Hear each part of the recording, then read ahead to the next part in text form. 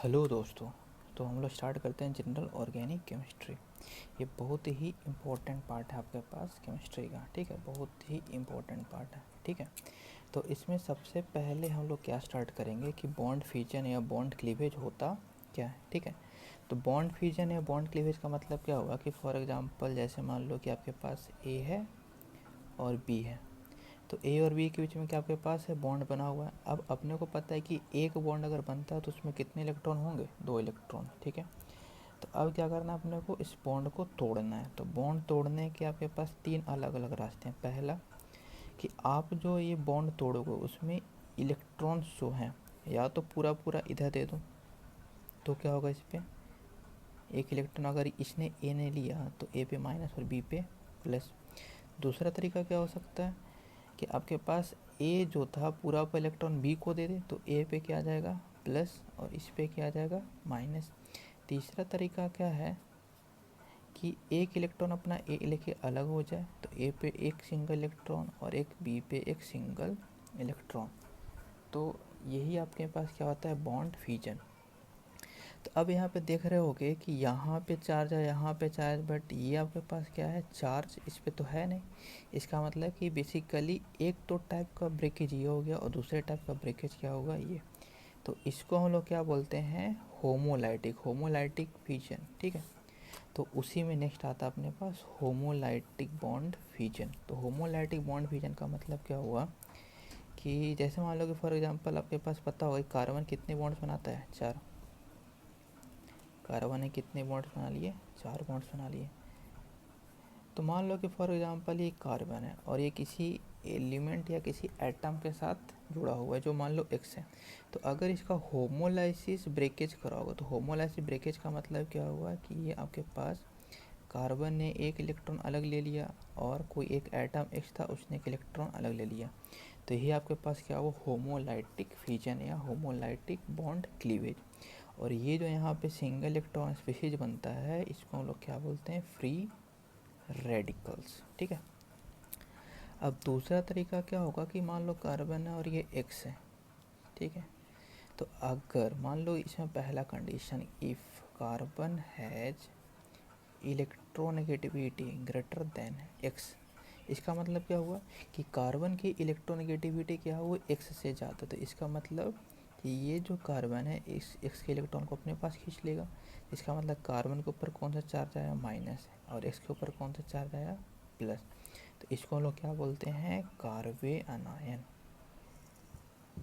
क्या बोलेंगे हम लोग इसको, कार्बे अनायन। दूसरा तरीका क्या हो सकता है कि if carbon has electronegativity less than x, इसका मतलब कि अब किसकी इलेक्ट्रोनेगेटिविटी ज़्यादा हुई, तो एक्स की ज़्यादा हुई। तो इसका मतलब क्या होगा कि कार्बन ने एक इलेक्ट्रॉन लॉस कर दिया और एक्स पे माइनस।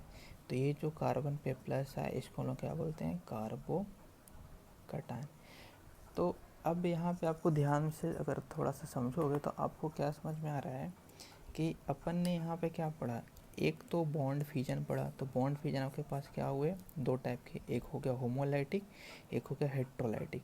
तो होमोलाइटिक का मतलब क्या होगा कि आपके पास बॉन्ड जो है इक्वली पर टूट जाएगा, मतलब कि एक इलेक्ट्रॉन इधर चला गया, एक इलेक्ट्रॉन इधर आ गया, ठीक है। इसी को हम लोग क्या बोलते हैं, होमोलाइसिस। दूसरा आपके पास टॉपिक क्या था, हेट्रोलाइटिक बॉन्ड फ्यूजन। मतलब कि बॉन्ड जो ब्रेक होगा वो अनसिमेट्रिकली ब्रेक होगा, मतलब कि एक इलेक्ट्रॉन किसी एक एटम जो है वो ज़बरदस्ती किसी का ले लेता है, ठीक है। अब मान लो यहाँ पे इसी को क्या बोलते हैं, हेट्रोलाइसिस, ठीक है।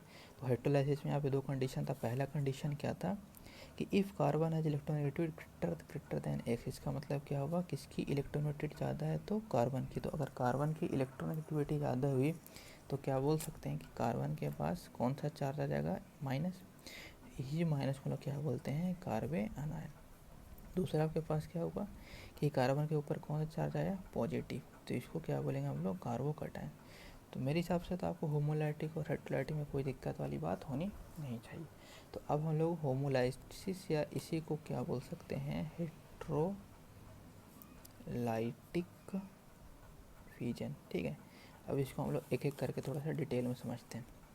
तो इसमें सबसे पहले लिखा हुआ है कि generally it takes place in those type of compound in which electronegative difference between 2 atoms is zero और ऑलमोस्ट जीरो। इसके कहने का मतलब क्या है कि मान लो कि फॉर एग्जांपल आपके पास ये कार्बन था और ये एक्स था, तो अगर इस दोनों के बीच में इलेक्ट्रॉनिक डिफरेंस लगभग जीरो हो जाए या फिर एग्जैक्ट जीरो हो जाए, तभी क्या हो सकता है कि एक इलेक्ट्रॉन इधर लेके अलग हो जाए, एक इलेक्ट्रॉन ये इधर लेके अलग हो जाए।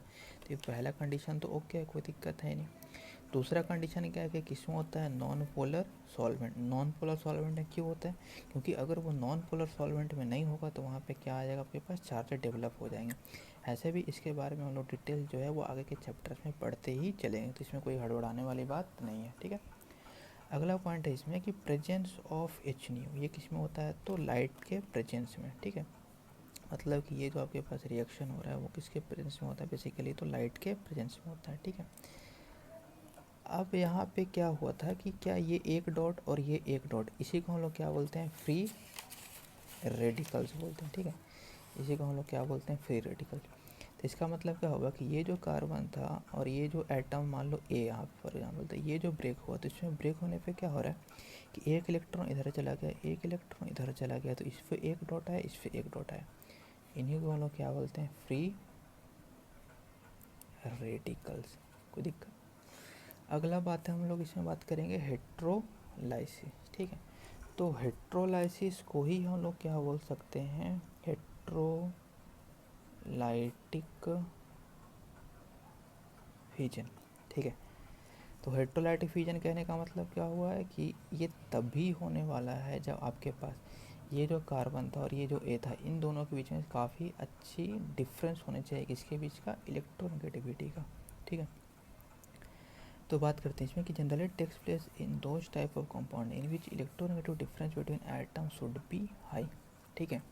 मतलब क्या हुआ कि जैसे कार्बन है, ये एक्स है, तो इन दोनों के बीच में इलेक्ट्रोनेगेटिव डिफरेंस काफ़ी ज़्यादा होनी चाहिए, तभी हो पाएगा। दूसरा condition polar solvent. Polar solvent क्यों, क्योंकि चार्जेज अगर क्रिएट होती है तो उनको स्टेबलाइज कैसे करोगे, तो उसके लिए पोलर सॉल्वेंट की ज़रूरत पड़ती है, और इसके बारे में खूब डिटेल्स में हम लोग आगे चैप्टर में पढ़ेंगे।